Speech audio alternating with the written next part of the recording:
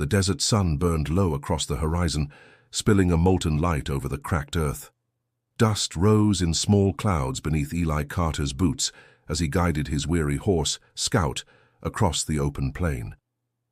Every step rang with the hollow sound of a man too long on the road. His hat brims sagged with sweat, and his throat ached for water. But more than thirst, it was the emptiness inside him that gnawed. He had drifted from ranch to ranch, never long enough to plant roots, never steady enough to be trusted with more than a day's work. Out here, a man could vanish like smoke in the wind, and Eli was beginning to wonder if the wind had already claimed him. A tumbleweed bounced across his path, carried by the restless breeze. The land stretched endless, scrub brush, red dust, and the far-off shimmer of mesas like the backs of sleeping giants. The silence was so wide it seemed to echo.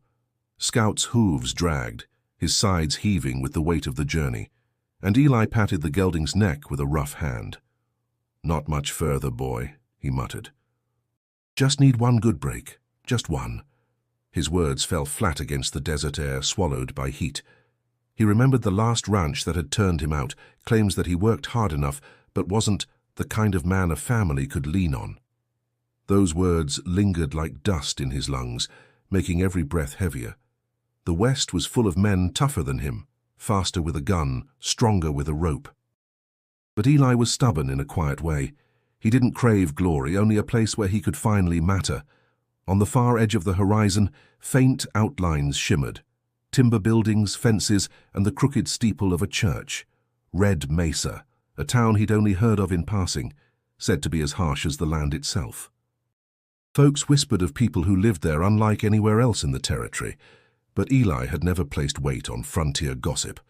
Right now, all he cared about was water, shade, and maybe a fair chance to work. As he rode closer, the sound of his horse's hooves met with another. Hammers striking wood, voices carrying across the plain. He straightened in the saddle, curious. Red Mesa wasn't just surviving, it was alive with toil. A group of women stood on a ranch roof just outside the town's edge, their figures towering against the evening light. They worked with steady rhythm, passing planks, swinging tools, shouting commands with voices that rang firm. Eli slowed, blinking against the sun. They weren't just tall, they were immense. Each woman loomed above the others he'd ever seen, broad-shouldered and commanding, their movements precise as if the roof obeyed their will. 7 of them, side by side, hammering beneath the wide sky. Eli rubbed his eyes, half believing the desert heat had conjured a mirage. Yet the scene remained, 7 women standing taller than any man in town, their strength undeniable. They were real, and they were working with the grit of pioneers who needed no one. His chest tightened with something he hadn't felt in a long while, wonder, maybe even hope. This land might just hold more than survival. It might hold a story he didn't yet understand, one that would test him in ways no drifting trail had. And friend, if you want to keep riding alongside Eli through this journey, make sure you subscribe to the channel now. There's a lot more dust, sweat, and heartache waiting on this trail, and you won't want to miss a step of it. Eli pulled his horse to a halt, eyes fixed on the ranch where the 7 sisters worked. He couldn't know it yet, but the choice to approach them would change his life, binding his fate to theirs beneath the shadow of Red Mesa. The plains behind him stretched empty, but before him stood something larger than legend, something that called him closer, even if it meant walking into a storm he couldn't yet see. Eli Carter urged Scout onward, the tired gelding trotting slow toward the town that crouched beneath the sandstone cliffs. Red Mesa looked like every other frontier town from afar. Weathered storefronts, the jut of a church spire, a few ranch fences stretching into the dust. But as Eli drew closer, he saw the difference in its edges. There was a sturdiness here, a grit carved into the wood and stone, like a town determined to survive no matter how merciless the desert turned. The air smelled of pitch and dry cedar, the sharp tang of freshly split lumber drifting on the breeze. The sound of hammering grew clearer, joined by the murmur of voices, women's voices deep and commanding, their tones carrying with the same authority as trail bosses. Scout tossed his head uneasy, and Eli tightened the reins. His own heart beat faster as curiosity tugged him toward the ranch on the outskirts. 7 women worked atop the house, their shadows long across the dusty yard. They towered above the planks they hefted, shoulders broad, arms moving with precision born not from brute force alone, but from practice.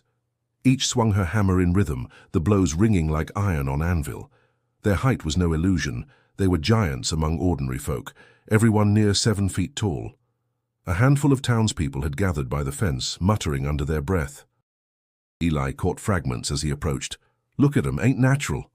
7 of 'em like some cursed brood. Stronger than oxen, but no man would marry such as them." The words cut sharp through the hot air. Eli frowned, pulling his horse to a stop beside the fence. The sisters didn't seem to hear, or if they did, they gave no sign of caring. They moved as one, passing timber, setting beams, their voices firm with instruction. The eldest, Clara, commanded the crew. Her hair was streaked with grey despite her youthful face, and her voice carried like a foreman's. "June, hold steady. Martha, fetch another plank from the stack. Lydia, check that joist. We'll not have shoddy work on our roof." A younger one, Pearl, laughed lightly as she hoisted a beam alone, her strength enough to shame 3 men. "Ain't no joist gonna sag under me, Clara. This roof will stand longer than Red Mesa itself." Their confidence stirred something in Eli, a reminder of what grit truly looked like. He'd seen men crumble under less labor, and here stood 7 women handling it without complaint. A man beside him spat into the dirt. "Best steer clear, stranger. Them sisters don't need no drifter sniffing around. Folks say they run that ranch like a fortress. Ain't no place for the likes of you." Eli turned his gaze on the speaker, calm but firm. "Reckon they're doing more honest work than most I've met." The man scowled, muttered something under his breath, and shuffled away. Eli watched him go, jaw tight. He'd felt the sting of townsfolk's judgment before, but here it burned sharper, seeing it aimed at people who had done nothing but survive on their own terms. Scout whickered softly, and Eli rubbed his neck. He felt the pull of decision rising. He could ride past, keep drifting as always, or he could stop here, just long enough to water his horse and maybe offer a hand where others mocked. Something in him whispered that this wasn't just chance. The roof creaked as another beam went up, and Clara barked an order. Dust swirled around Eli's boots as he nudged Scout forward, heart steadying with resolve. Red Mesa had drawn him in, and the 7-foot sisters were the first to test what sort of man he'd proved to be. Eli dismounted, boots sinking into the dust as he led Scout toward the fence line. The hammering above slowed as Clara's sharp eyes cut downward, landing square on him. Her gaze was steady, unreadable, like a rancher appraising a horse she wasn't sure was worth the feed. One by one, the other sisters followed her lead, their tall figures turning, arms crossed or tools resting on their shoulders. "What brings a drifter to Red Mesa?" Clara asked, voice strong enough to carry without raising it. Eli tipped his hat. "Just passing through, ma'am. My horse needed water, and I couldn't help but notice your roof taking a hard beating from the storm." He glanced up at the beams, then back at her. "Looks like you could use another set of hands." June, with her dark braid swinging down her back, laughed dryly. "Another set of hands? We've had plenty of men offer that, mister. Most quit before the first splinter." "That's so?" Eli asked, calm.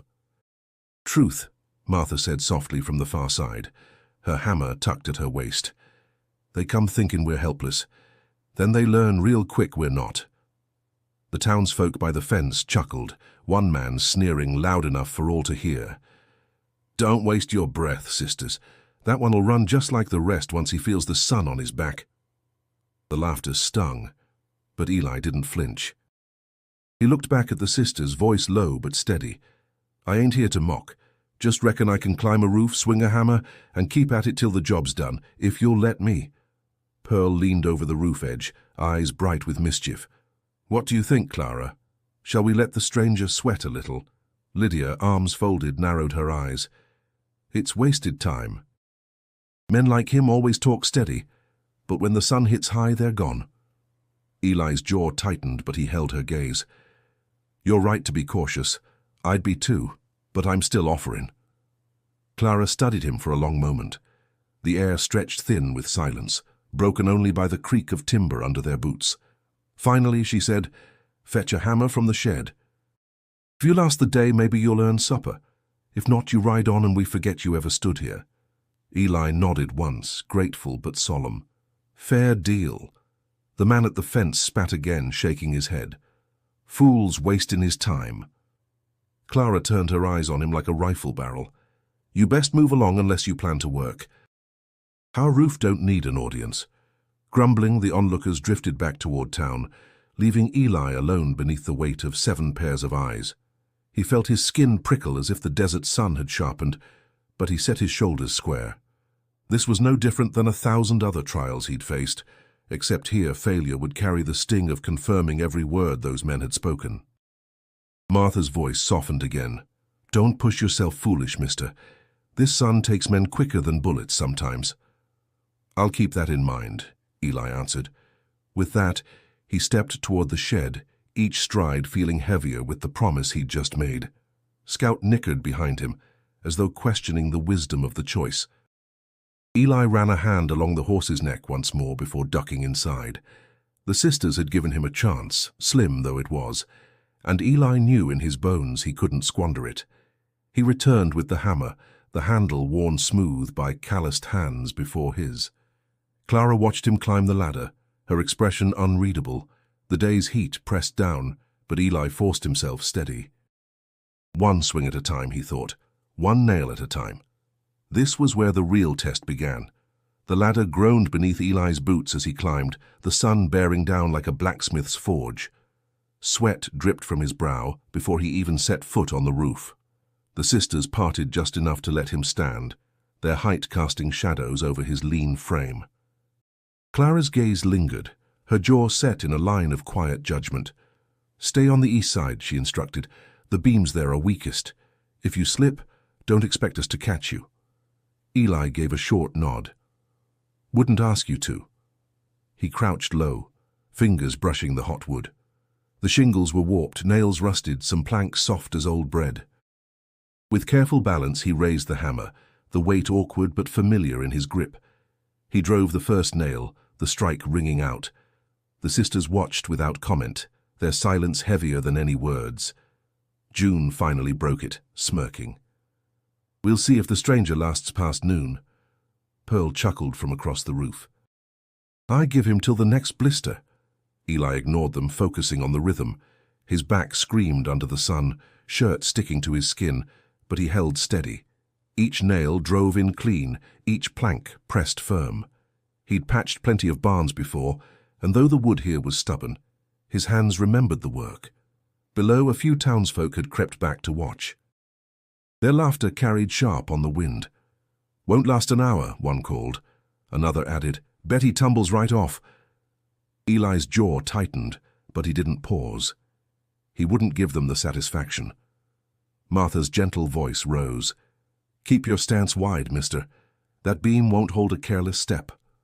"Appreciate it," Eli murmured, adjusting as she advised. Her words steadied him more than the plank beneath his feet. The hours stretched long. His arms ached, his palms burned, but he kept driving nails, sweat soaking through every stitch of cloth he wore. Clara moved closer once, inspecting his work. She tapped the plank he'd set, tested its hold, then gave a single nod before walking on. She said nothing, but Eli caught the faintest softening in her eyes. By late afternoon, the sky had bleached white with heat.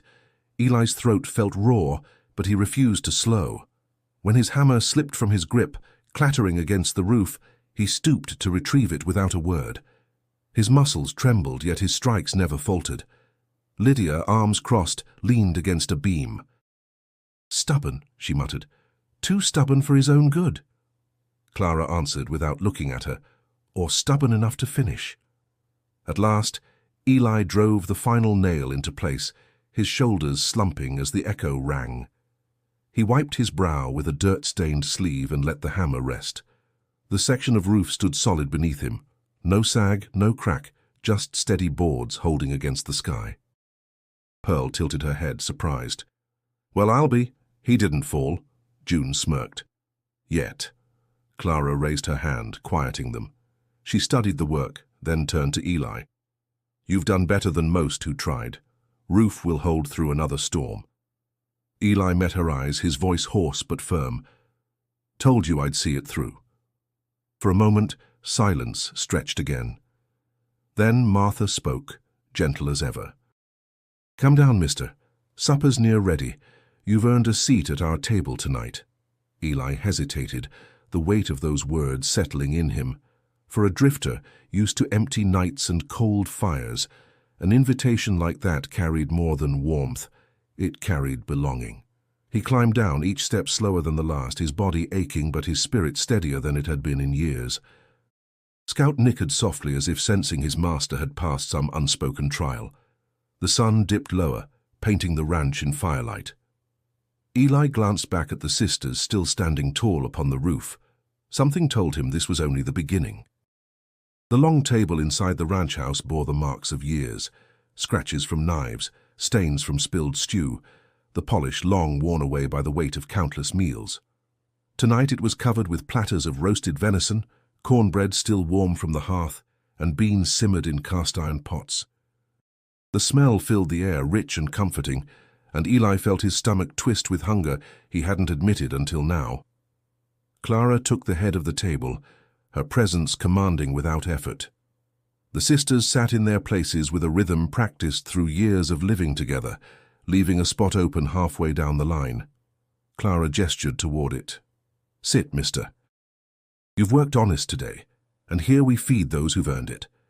Eli settled onto the bench, his shoulders stiff, unsure if he truly belonged.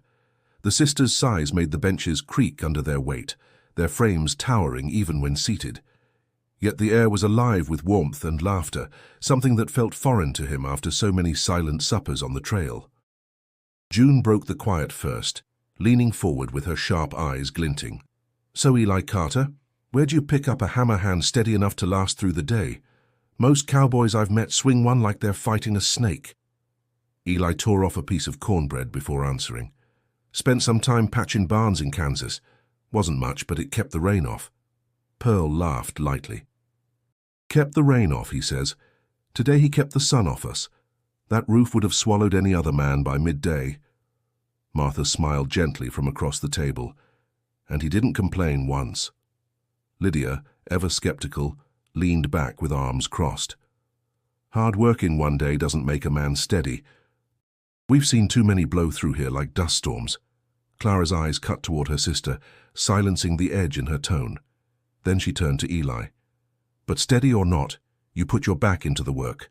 That counts for more than talk. Eli nodded, grateful. He spooned beans onto his plate, letting the comfort of food settle him.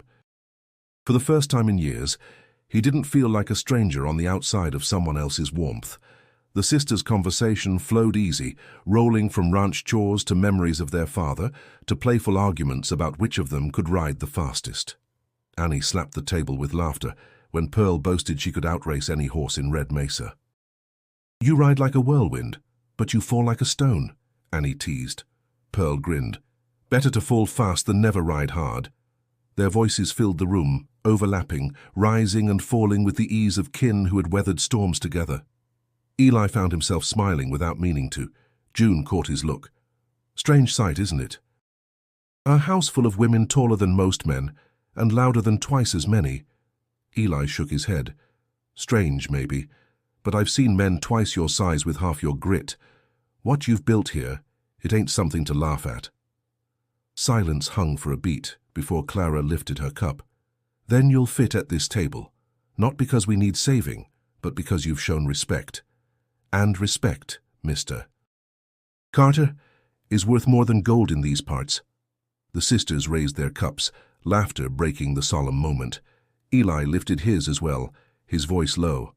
Then I'll drink to that. As the night deepened and the firelight flickered across the walls, Eli felt the weight of loneliness lift from his shoulders. He didn't know how long this place would hold him, but tonight, for the first time in a long while, he belonged. The meal ended with stories, the kind meant to be carried into the next day, and as Eli leaned back, weary but full, he realized the test on the roof had only opened the door. What came next would decide whether he'd truly earned his place among them. The next morning, Red Mesa stirred awake beneath a pale sun. Wagons rattled along the dirt road, the clang of the blacksmith's hammer rang from the forge, and women swept porches while children chased each other between barrels. Eli walked into town with Scout's reins in hand, hoping to trade for oats and perhaps a few nails to replace what he'd borrowed at the ranch. But he felt the eyes before he heard the words. Heads turned as he passed, whispers trailing in his wake like dust off his boots. Men at the saloon leaned against the rail, smirking. Women paused mid-conversation, lowering their voices, but not enough to keep them from reaching his ears. Stayed the night out there, they say. Bold, that one. Foolish, more like. Imagine sharing supper with those giants. Strange business, if you ask me. Eli kept his stride even, jaw tight, pretending he hadn't heard. The taste of last night's cornbread lingered in his memory, warm and grounding, but here in town it soured beneath the weight of rumor. At the general store he tied Scout and stepped inside. The shopkeeper, a round man with thinning hair, eyed him over the counter. "Morning," Eli said, placing a few coins down. "Need oats for the gelding, and a handful of nails if you've got 'em." The man measured him a moment, then scooped grain into a sack without a word. As he slid the nails across, he muttered, "Best be careful how close you ride with them, sisters. Folks don't take kindly to outsiders sticking their nose where it don't belong." Eli met his eyes, calm but unyielding. "All I did was lend a hand with their roof." "Roof today, supper tonight, and who knows what after that," the shopkeeper said, shaking his head. "Town's got its way of seeing things. Sheriff won't much like you playing part of family where there ain't room for you." Eli gathered the supplies, the man's words settling like grit in his throat. He stepped back into the street, where the sun had climbed higher, hot enough to sting his skin. Sheriff Doolin waited near the saloon, arms folded, badge catching the light. Broad-shouldered and hard-eyed, he carried himself like a man who owned the ground he walked. As Eli approached, the sheriff pushed off the post and blocked his path. "Carter, isn't it?" His voice was deep, measured. "That's right," Eli replied. "I hear you've taken a shine to the 7-foot sisters. Fixed their roof, sat at their table." The sheriff's eyes narrowed. "I'll give you plain advice. Don't get tangled with them. Ain't good for you, ain't good for this town." Eli's voice stayed even. "Don't see harm in helping folks with work that needed doing?" "Harm comes in the shape of division," Doolin said. "Those women already sit outside the circle of this community. Always have. They're too big, too loud, too proud for most men's comfort. You throw yourself in with them, you'll find doors shut in your face quicker than a rattler's strike." Eli studied the sheriff, the dry wind tugging at his hat brim. "Reckon I've had enough doors shut already. Not looking to run just 'cause tongues wag?" The sheriff's jaw tightened. For a moment, Eli thought the man might shove him back into the dust. Instead, Doolin stepped aside, voice low. "You'll regret it. Mark me." Eli walked on, each step heavier than the last. The stairs followed him until he reached Scout and mounted up, turning toward the ranch. As the town shrank behind him, he exhaled slow, the knot in his chest loosening only when the open land spread wide again. The whispers would keep, he knew, but something in him refused to bow beneath them. The sisters had fought harder battles than words. If they could bear it, then so could he. The days at Red Mesa Ranch settled into a rhythm Eli had longed for without knowing it. Each sunrise came painted in orange fire across the mesas, and each morning Clara's voice carried clear as a bell, laying out the day's work. He mended fences, hauled water, and helped drive cattle across scrubland that stretched wide as the sea. His muscles burned, his hands blistered, but the labor grounded him. For the first time in years, the hours didn't feel empty. The sisters each showed him something of themselves in those long days. June worked beside him often, sharp-eyed and quick with a quip. When Eli fumbled a knot tying off a post, she laughed. "Cowboy, if that fence were holding calves, they'd be halfway to Texas by now." Eli chuckled despite himself, retying the knot. "Lucky for me, it's just posts today," June smirked. "Luck won't hold forever. Best you learn proper." She showed him the trick, her big hands steady, and Eli followed with quiet focus. Martha was different, gentle with a voice soft as dusk. She often brought a canteen to him mid-morning. "Don't run yourself dry," she'd say, pressing it into his hand. Eli drank gratefully, the cool water sliding down like salvation. Her kindness stirred a warmth in him he hadn't felt in a long time. Lydia, though, was less forgiving. She oversaw the cattle drives, her ambition clear in every command. One afternoon, when Eli slipped in the dust and let a steer stray, she snapped, "Keep your footing! Ranching ain't for those who stumble." Eli bit back a retort, steadying himself. "Won't happen again." Her eyes narrowed, but there was no malice, only demand. Later, when he kept the herd tight through a rocky stretch, Lydia gave a curt nod. No words, just acknowledgement. It meant more than a compliment from most. Ruth, practical and even-tempered, showed him the ranch's ledgers one evening, stacks of notes and trade slips spread across the table. "This place runs on numbers as much as muscle," she explained. Eli wasn't much for figures, but he listened, impressed by the order she carved from chaos, and he kept the days from turning too heavy. She'd toss a joke across the corral or sing loud as she worked, her laughter echoing against the canyon walls. Once, when Eli staggered with a bale of hay, Annie shouted, "Careful, Cowboy, don't let it crush you." "That hay's heavier than your pride," the sisters roared, and Eli laughed along, shaking his head. Pearl, the youngest, asked questions more than she gave commands. "Eli, you ever think about leaving all this behind? Riding east, seeing the cities?" Her eyes shone with dreams. "Thought about it," Eli admitted, brushing dust from his sleeves. "But somehow, the land always pulls me back. Wide skies feel truer than crowded streets." Pearl sighed wistfully. "Maybe. But sometimes I wonder if there's something bigger than Red Mesa waiting for me." Her words lingered with Eli. He saw in her the restless spirit he'd carried for years. But unlike him, Pearl still believed in horizons beyond the dust. Through it all, Clara remained the anchor. She watched him close, never quick to praise, but she noticed when his work grew cleaner, his grip surer. One evening, after a long day of hauling water, Eli leaned against the trough, chest heaving. Clara approached, arms folded. "You've lasted longer than I figured," she said. Eli managed a weary smile. "Not sure if that's a compliment." Her lips curved just faintly. "It is." The bond between them all grew not through grand gestures, but through the small moments, the shared burdens, the laughter that cracked heavy days, the silence at dusk when they all stood watching the sun bleed out across the mesas. Eli had been a drifter, a man without roots, but here the soil of belonging had begun to take hold beneath his boots. And though the town's whispers still carried sharp as thorns inside the fences of Red Mesa, Eli felt something he hadn't dared hope for: home. The summer heat pressed down like a heavy hand, and the herd grew restless under its weight. Dust rose in thick clouds as Eli and the sisters drove the cattle toward water, their calls echoing across the canyon walls. The rhythm of ranch life had steadied into something familiar, but trouble has a way of sniffing out peace. That evening Clara returned from town with her jaw tight, reins clenched harder than usual. The others noticed at once. "What is it?" Lydia asked, stepping forward. Clara dismounted, voice clipped. "Heard talk at the saloon. A band of rustlers work in these parts again. Already hit 2 ranches west of here." June's eyes narrowed. "And they'll come for us next." Pearl swallowed, her voice quieter. "Because we don't have men to guard the herd." "Because they think we're weak," Lydia corrected, her tone sharp as a blade. "And weakness draws wolves." Eli stood near the corral, silent, feeling the weight of every word. Rustlers weren't just a nuisance. They were danger sharpened with steel and greed. He'd seen ranches stripped bare in a night, families left with nothing but trampled earth. Clara's gaze shifted to him, steady but guarded. "And what do you think, Carter? You've dealt with trouble like this before?" Eli exhaled, slow.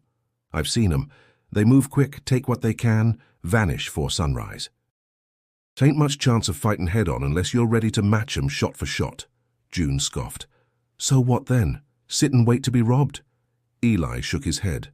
"No, but fighting blind only gets folks hurt. Better to know how they move first." Lydia crossed her arms. "We don't need a drifter to tell us how to guard our land." Eli met her glare calmly. "Maybe not, but I'm offering what I can. This ranch has given me more than I've had in years.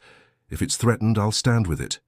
The sisters exchanged looks, the air thick with unspoken doubts. Clara finally spoke, her tone measured. "Words are easy. It's grit when the guns show that matters." Eli's voice stayed firm. "Then test me when the time comes." Night settled heavy. Coyotes yipped in the distance, the herd shifting uneasy in the pens. Eli sat awake near the fire, the desert wind carrying every creak of fence and rustle of brush. His thoughts churned. He had faced hard men before, but never with so much at stake. This wasn't about his pride or his survival alone. The sisters had fought to keep this land, and he couldn't bear to see it stripped by outlaws. Martha joined him quietly, wrapping a shawl around her shoulders. She handed him a cup of coffee, her voice soft. "You don't have to prove yourself to us, Eli. You've already shown more heart than most." He took the cup, staring into the flames. "Heart won't stop bullets, Martha." "No," she said, meeting his eyes, "but it makes a man stand where others run. And that counts for something." Her words sank deep, steadying him more than he'd admit. He sipped the bitter coffee, letting the warmth chase off the desert chill. From the darkness beyond the firelight, a cow lowed nervously. Eli's hand moved instinctively to the rifle resting by the log. His chest tightened as he scanned the shadows, every instinct alert. But nothing came, only the whisper of the wind through sagebrush. Still, unease lingered like a storm waiting just past the horizon. The rustlers hadn't struck yet, but Eli knew with the certainty of a man who'd walked the edge before, they would. And when they did, Red Mesa would need every ounce of grit he and the sisters could muster. The night settled heavy over Red Mesa, moonlight sharp against the cliffs. The cattle shifted restlessly in the corral, their lowing uneasy, hooves drumming in the dust. Eli lay on his bedroll near the fire, rifle close at hand, every muscle tight with waiting. He had felt the air change, still tense like the desert itself was holding its breath. A sudden bark from the dogs snapped the silence. Their growls rose into frantic yelps, and in the distance came the faint clatter of hooves. Eli was on his feet in an instant, heart hammering, rifle raised. "Clara!" he called, his voice cutting through the night. Doors burst open. The sisters spilled into the yard, rifles and lanterns in hand. Clara's command rang steady, no tremor in her tone. "Positions!" "Keep the herd tight!" Shadows moved along the ridge, figures slipping through the darkness like wolves. A whistle pierced the air, followed by the sharp crack of a gunshot aimed high, meant to scare, not kill. The cattle bawled, surging against the fences. "Rustlers!" June spat, shouldering her rifle. "Knew they'd come sniffing." "Hold fire unless they push through," Clara ordered. "Don't waste a bullet on shadows." Eli ran to the corral gate, bracing it as the herd slammed against the rails in panic. The wood shuddered under the force, dust rising in choking clouds. Pearl and Annie scrambled to drive the cattle back with sharp whistles and waving lanterns, their tall figures moving quick, commanding the frightened beasts. Another shot split the air, closer this time. Eli caught sight of a rider circling wide, trying to scatter the herd. He lifted his rifle, but instead of firing, he shouted, "Gates weak on the west side! Reinforce it!" Martha hurried with ropes, her hands working fast, while Ruth dragged a heavy trough to brace the corner. The rustlers whooped, firing into the night, hoping noise alone would send the cattle bolting. But the sisters held firm, their shouts and lanterns keeping the herd pressed together. A rider charged closer, his outline clear in the lantern glow. June raised her rifle, her jaw clenched. "I'll drop him where he sits." "Don't," Eli barked. "They want fear, not blood. Don't give 'em cause to come harder." For a heartbeat, June looked ready to fire anyway, but Clara's voice cut through. "He's right. Hold." The rider veered away, startled by the wall of determination staring him down. Another whistle, and the rest of the figures pulled back, melting into the darkness as suddenly as they'd appeared. The dogs barking chased them until silence crept in again, broken only by the heavy breathing of cattle and people alike. Lanterns flickered over the ranch yard, revealing the sisters' faces, sweat shining on brows, eyes sharp, jaws set tight. No one spoke for a long moment. Finally, Pearl broke the silence, her voice trembling with adrenaline. "They'll be back. They were only testing us tonight. Clara lowered her rifle, her tone grave. Then we'll be ready next time. She looked to Eli, who still braced the gate with both hands. You kept your head when most men would have fired blind. That spared us more than you know. Eli's chest heaved, but his voice was steady. Didn't feel like enough. Martha touched his arm gently. It was. The herd settled at last, though the air still buzzed with unease. The sisters dispersed to check the fences, lantern light bobbing through the night. Eli stayed by the gate, his fingers tight on the wood. He had stood through the test, but he knew Pearl was right. This wasn't the end. It was the beginning. The rustlers had marked Red Mesa, and they would not give up so easily. The fire crackled low in the yard, its glow painting long shadows on the barn wall. The night after the raid carried a heavy stillness, the kind that made every sound sharper. The creak of saddle leather, the restless shifting of cattle, the quiet murmur of wind through mesquite. The sisters sat scattered around the flames, rifles within reach, eyes hard with the knowledge that danger hadn't passed. Eli sat apart at first, turning a tin cup of coffee in his hands. He'd faced nights like this before, where fear pressed down heavier than the dark. Yet something about the sisters' unshaken resolve stirred memories he usually kept buried. Clara finally broke the silence.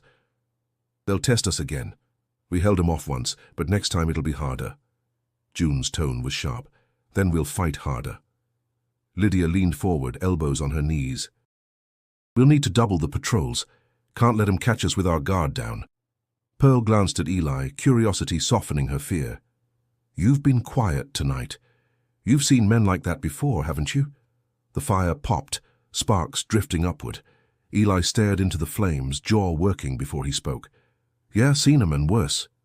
He took a long sip, then set the cup aside. Back in Kansas, my brother and I tried to hold a small spread together. It weren't much. Few cattle, little house, nothing grand. But it was ours. At least I thought it was. The sisters listened, their silence pulling more from him than questions could. Eli's voice grew rougher. My brother, he wasn't content. Said the land wasn't enough, that we'd never make a life worth having with so little. When rustlers came sniffing around, he struck a deal behind my back, promised 'em a cut if they left him cattle enough to start fresh elsewhere. Martha's eyes widened. He betrayed you? Eli nodded, the weight of it pressing even now. I woke one morning to hoof prints in the dirt, half our herd gone and my brother with 'em. Sheriff called it bad luck, said proof was thin, but I knew. And when I tried to stand my ground, the neighbors called me fool, said I weren't fit to hold land alone. In the end, I lost it all. The firelight caught Clara's face, softening her usual stern lines. And you've been drifting ever since. Drifting? Eli agreed quietly. Working where I could, leaving before folks decided I didn't measure up. I told myself I didn't care, but truth is, I've been carrying that wound a long time. Pearl's voice was gentle, almost wistful. Sounds like the town never forgave us either. Different reasons, same end. They see us as something apart, something that don't belong. June's fists clenched. Let 'em see what they want. We've survived without their blessing this long. Martha's gaze rested on Eli, kind and steady. But you didn't run tonight. When those men came, you stayed. That's more than most would have done, brother or no brother. Eli met her eyes, something easing in his chest. He'd spoken of his past before, but never with the kind of understanding he found in their faces now. They weren't pitying him. They knew what it meant to carry the sting of rejection, to build a life on soil that others had declared barren. Clara finally spoke again, her voice quieter than usual but firm. Whatever the town says, you've proven yourself here. Betrayal carves a man deep, but loyalty mends it. You stood loyal tonight. The fire burned low, throwing its last warmth against the cool desert air. Eli felt the ache of old scars, but for the first time, he also felt the beginnings of something stronger. Kinship, forged not by blood, but by shared burdens. The night was far from safe, yet as the sisters settled closer to the fire, he no longer felt like a drifter waiting for dawn. He felt like part of something worth standing for. The morning after Eli's confession, The desert air carried the smell of dust and horse sweat as he rode into town alongside Clara. Supplies were running low: flour, lamp oil, salt, and Clara insisted on facing the whispers head-on rather than skulking around them. Eli didn't argue. He respected her pride, though he felt the tension prickling before they even crossed the first row of buildings. Eyes followed them like shadows. A man leaning outside the saloon spat into the dirt. A pair of women carrying baskets whispered sharply, their glances cutting. Clara kept her head high, but Eli saw her jaw tighten. He'd grown used to the weight of stairs, but here it pressed thicker, more suffocating. At the general store, Clara loaded their goods while Eli stacked sacks of flour onto the wagon. He was cinching the rope when a voice rang out, hard and unyielding. "Carter!" Eli turned to see Sheriff Doolin striding across the street, boots grinding dust, hand resting just close enough to his holster to send a message. His badge gleamed in the sun, though his eyes were darker than any lawman's ought to be. "Sheriff," Eli said evenly. Doolin's gaze flicked from him to Clara. "We need to talk." Clara's chin lifted. "Then speak plain." But the sheriff ignored her, focusing squarely on Eli. "This town's had its share of trouble, and I'll not see more brought on account of you. Folks are uneasy, Carter. Rustlers on the prowl, whispers running wild, and all of it stirred hotter 'cause a drifter's playin' house with the 7-foot sisters." Eli's jaw clenched, but he kept his voice steady. "I've done nothing but lend a hand." "You've done enough," Doolin snapped. "Men are restless, saying you'll bring ruin down on us all. I'm telling you straight, ride on while you can. Leave Red Mesa before this turns uglier than you can handle." Clara stepped between them, her height casting a long shadow across the sheriff. "You'll not order a man off our land like he's some stray dog." "Eli works honest, same as we do. That should be enough for any law worth respecting." Doolin's eyes hardened. "Your land's always been a thorn in this town's side. Too much pride in one family, too much strength where folks expect quiet. Maybe you can't see it, Clara, but your way sets you apart. And him standing with you. That only widens the gap." Eli's hands curled into fists, but he forced himself calm. "Sheriff, you got rustlers running wild, and you're worried about me patching roofs and mending fences? Seems your sights are set on the wrong target." For a heartbeat, silence stretched, heavy as lead. Doolin's lip curled. "You've got grit. I'll grant you that. But grit won't change the minds of a town that's near decided your trouble." Clara's voice cut firm, steel under calm. "If Eli leaves, we all leave. And mark me, Sheriff, this land will not stand empty. We've bled for it. We've fought for it. And we'll not be driven out by fear or by whispers.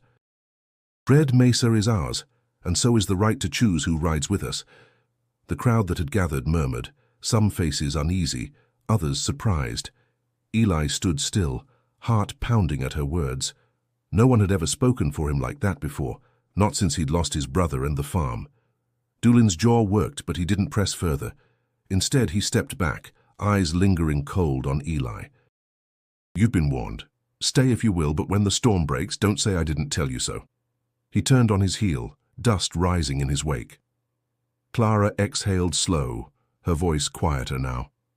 "Sheriff thinks fear'll break us. He don't know fear's been our neighbor all along." Eli looked at her, gratitude and resolve tightening in his chest. "Then I'll stand with you, Clara. Come what may." And he meant every word. Red Mesa felt different after the sheriff's words. The streets no longer carried just whispers, they carried sides. At the blacksmith's, Eli heard a man say, "Sheriff's right, them sisters draw trouble." But outside the saloon another muttered, "Least that Carter's got more backbone than half the men in town." Lines were being drawn in dust that once only blew with the wind. At the general store, Clara reached for flour and found the shelves bare. "Sold out," the shopkeeper said. Those sacks sat stacked behind him. "You think I can't see what's plain as day?" Clara asked, her tone sharp. The man shrugged, avoiding her eyes. "Orders from higher up. Nothing I can do." Eli's hand curled into a fist, but Clara touched his arm. "Not here," she whispered. They left with only salt, the weight of denial heavier than the sack Ruth had hoped for. The strain worsened. Wagons that once traded freely with the ranch now rolled past without stopping. Prices doubled overnight. The sisters bore it with grit, but Eli saw the toll in the quiet set of Martha's face, the restless way Pearl tapped her fingers at supper. That evening, as they gathered around the fire, Lydia's frustration boiled over. "We can't run a ranch when half the town conspires to starve us out," June shot back. "So we just bend? Let them push us into the dirt?" "Better than letting cattle starve on principle," Lydia retorted. Clara raised her hand, her voice cutting through. "Enough. We'll not tear each other apart. If the town denies us, we'll find another way." Eli spoke then, his voice low but steady. "I'll ride west come sunrise. There's a mill near Dry Creek, trades fair no matter who you are. It's a hard day's ride, but I'll bring back what's needed." Pearl looked at him, worry flickering in her eyes. "That's a long trail for one man." "Long's fine," Eli said. "What matters is the work gets done." The next morning he saddled Scout before dawn, the sky still pale with the first hint of light. Clara met him at the gate. "You don't have to do this alone." Eli adjusted the reins. "I've been riding alone most my life. This time it's for something worth it." The trail was brutal, sun baking the earth by noon, coyotes trailing in the distance, the ache in Scout's stride echoing Eli's own fatigue. But by nightfall he reached Dry Creek, bartered his last coins for sacks of grain, nails, and oil. The merchant, unlike Red Mesa's shopkeeper, asked no questions. He only counted the coins, loaded the goods, and nodded.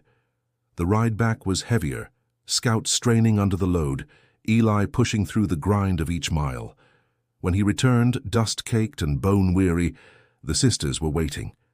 Martha's relief was plain in her smile. "You brought it all?" "Every last bit," Eli said, sliding from the saddle, legs trembling. June clapped him on the back with a grin. "Didn't think you had it in you."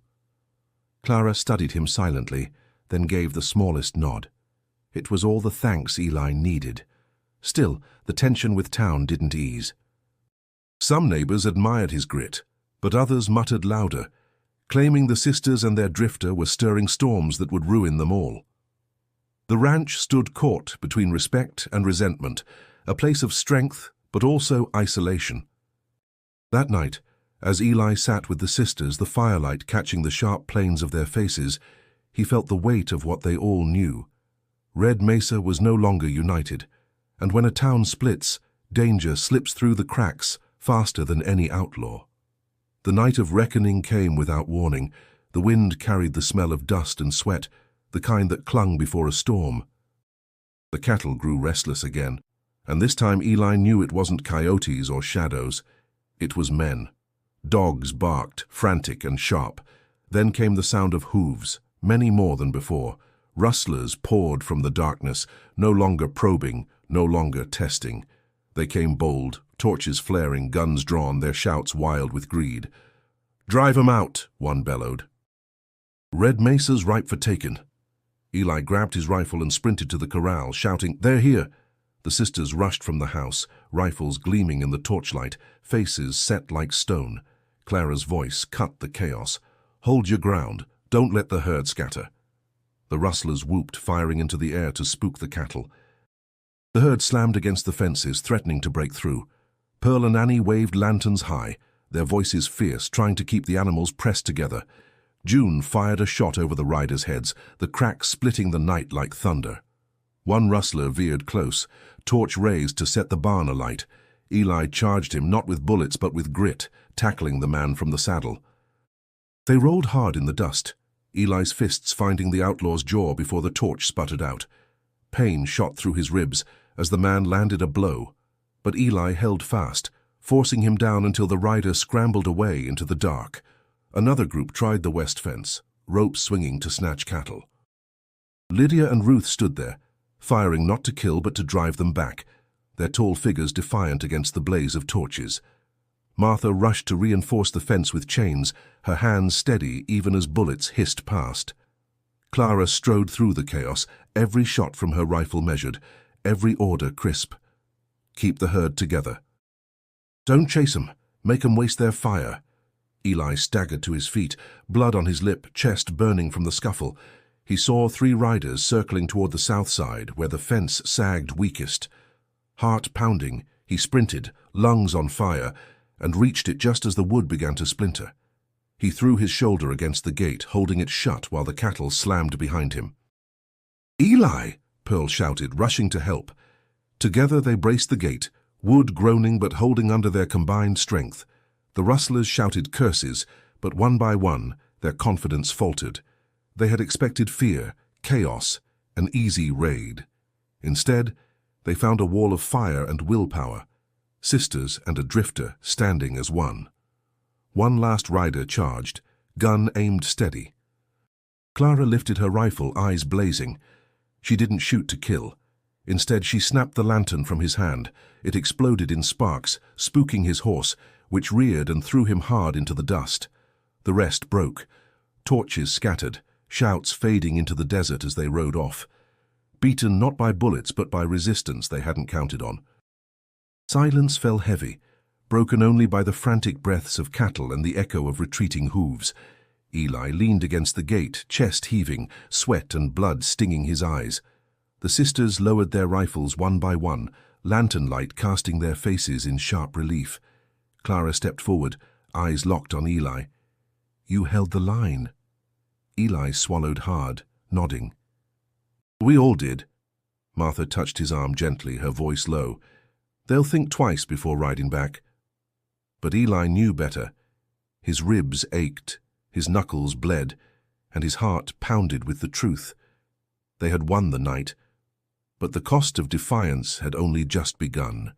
Still, as he looked at the sisters standing tall against the fading dark, a fierce pride burned in his chest. Whatever storm lay ahead, they had faced this one together.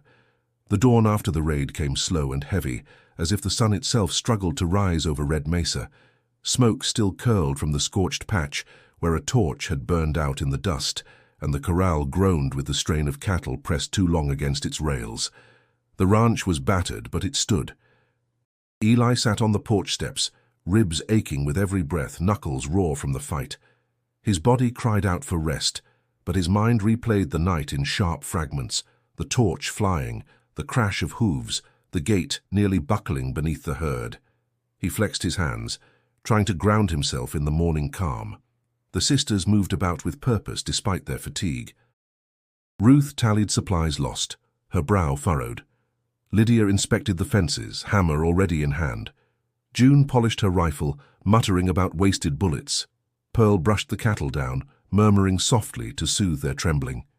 Even Martha, gentle as ever, bore smudges of ash on her dress as she carried water to douse the last embers. Clara approached Eli, her boots crunching over the dirt. She studied him a long moment, her face unreadable. Finally, she said, "You fought harder than I reckoned you could." Eli gave a faint smile, wincing as it pulled at a split lip. "Didn't plan to do much fightin'. Just hold the line." "That you did." Her gaze shifted to the horizon, where dust still lingered faint from the raiders' flight. "Town will hear of it by noon. Question is how they'll take it." By midday, the answer began to unfold. Wagons rolled in slowly, cautious at first. A rancher named Tate climbed down, hat in hand. "Heard you drove 'em off," he said, his tone a mix of awe and disbelief. "Didn't think it could be done." Clara's eyes narrowed. "We did what had to be done." Another neighbor added, "Sheriff said you'd bring ruin." "Looks to me like you saved more than your own herd. If those rustlers had cleared you out, they'd have come for us next." The murmur spread, some townsfolk still wary, others suddenly respectful. For the first time in years, Red Mesa seemed to shift, if only slightly, toward the sisters' side. Sheriff Doolin arrived last, his horse stamping in the dirt. The crowd parted uneasily as he dismounted. His eyes scanned the scorched yard, the patched fences, the cattle still intact. At last he turned to Eli. "You stood when most men would have broken." The words came grudging, but they came. "Didn't expect that." Eli met his gaze, steady. "Didn't expect you'd be anywhere but last to know it." The sheriff's jaw tightened, but he didn't reply. Instead, he tipped his hat slightly toward Clara. "Reckon I misjudged." Clara's answer was curt. "Reckon you did." The tension eased only when Doolin mounted and rode back to town. The sisters exchanged looks, a silent agreement passing between them. They had earned something more than survival last night. They had earned respect. That evening, as the sun bled red across the mesa, the sisters and Eli gathered at the long table again. Their laughter came quieter, tempered by exhaustion, but there was pride in every voice. Annie raised her cup high. To the herd that held, the fence that didn't fall, and the man who braced it with his own back, Pearl grinned. And to us, taller than any storm. They drank, the firelight catching in their eyes. Eli leaned back, sore but content. For the first time, he felt not like a drifter borrowing a seat, but like a man who had earned his place. The ranch was scarred, the future uncertain, but in the faces around him, he saw something steady, unshakable. Red Mesa had been tested, and it had endured. The sun slid low across the horizon, washing the mesas in molten gold. Shadows stretched long over the ranch yard, softening the scars left by the raid. The fences were mended, the cattle grazed calm, and for the first time in weeks, a quiet peace settled over Red Mesa. Eli stood at the corral, his hat tipped back, watching the herd sway in the warm evening light. His ribs still ached, and the bruises on his knuckles hadn't faded, but he felt stronger than he had in years, not because the pain had lessened, but because it carried meaning. He wasn't a drifter anymore. Clara joined him, her stride steady, her presence grounding as always. She stopped at his side, hands folded across her chest. "Fence looks sound again." Eli nodded. "It'll hold." "Just needed a bit of grit to brace it." Her eyes lingered on him, thoughtful. "You've given more than grit. You gave this place a chance when most would have turned tail." Eli's voice was quiet, almost hesitant. "Didn't reckon I had anywhere else worth riding to." Clara's lips curved faintly, the closest she came to a smile. "Then maybe you finally found where you belong." Behind them, laughter drifted from the porch. June and Annie teased Pearl about her restless dreams of leaving town. Martha hummed while setting out supper. Ruth argued with Lydia over trade notes. It was a chorus of voices Eli had grown to know, each one distinct, each one anchoring him deeper. June called out, "Eli!" "You fixing to stand there staring at cows all night? Food's on the table." Annie chimed in, laughing. "If you don't come quick, Pearl'll eat his share." Pearl's protest carried light across the yard. "Don't you pin that on me. I'd never steal from a man who patched our roof." Their voices wrapped around Eli like a warm quilt. He turned to Clara, a small smile breaking through his rough edges. "Feels good to be claimed, even in jest." Clara nodded slowly. "You're more than jest to us now." As they walked back toward the house, the sky deepened to crimson. The long table waited, heavy with bread, beans and roasted meat. The sisters already gathered, cups raised. Clara took her seat at the head, gesturing for Eli to sit among them. He settled onto the bench, his body weary but his heart unshaken. For the first time he didn't feel like a guest. He felt like kin. Pearl raised her cup high. "To Eli Carter, who stood when no one else would." June smirked. "And to us. For making a cowboy out of him." Lydia's eyes softened despite herself. "And for standing together when the world would have seen us fall apart." They drank, the firelight catching in their eyes, and Eli lifted his cup last. "To family. The kind you find on the trail, when you least expect it." Silence fell, warm and full, broken only by the clink of cups. Outside, the desert wind carried away the last whispers of fear. Red Mesa was no longer just a ranch set apart. It was a fortress of loyalty, grit, and unshaken bonds. And for Eli Carter, who had spent a lifetime drifting with no anchor, the words spoken to him that first night now carried their true weight. "You'll be our man tonight," the sisters had said. And now he knew it wasn't just for a night. It was for every sunrise that followed. Friend, if you've walked this trail with Eli and the 7-foot sisters, don't let the journey end here. Make sure to subscribe so you don't miss the next story waiting beyond the horizon. And while you're here, click on the video on your screen to keep riding. There's more dust, more heart, and more battles worth fighting just ahead.